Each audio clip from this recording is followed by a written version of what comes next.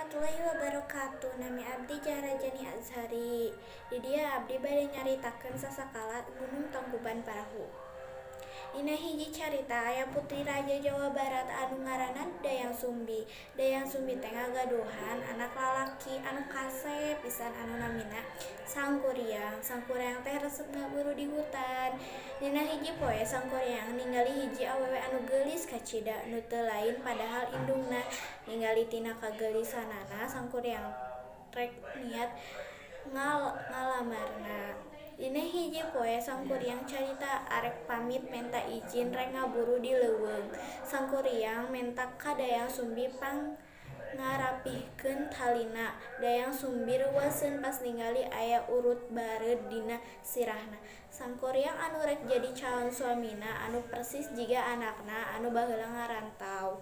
Dayang Sumbi mulai ngarasa curiga. Akhirna Dayang Sumbi rek ngagagalkeun pernikahanana. Dayang Sumbi ngajukeun dua syarat. Kahiji, Dayang Sumbi hoyong pamuda eta teh ngabendungan Cai Citarum. Kaduana, Dayang Sumbi hayang hiji sampan parahu anu gede pikeun nyebrang Cai Citarum.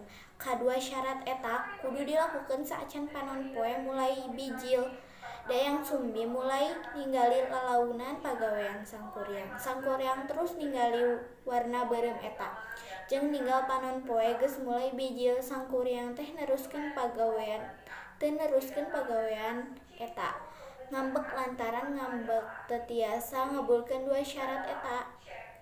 Make kakuatan akhirna Sangkuriang ngabobol bendungan anu tos dijieunna teu lila jadi banjir gede jeung nendang sampan parahu nu tos dijieunna sampan parahu ragag dina hiji gunung nu ayeuna disebut Gunung Tangkuban Parahu. Poe carita ti abdi. Nuhun.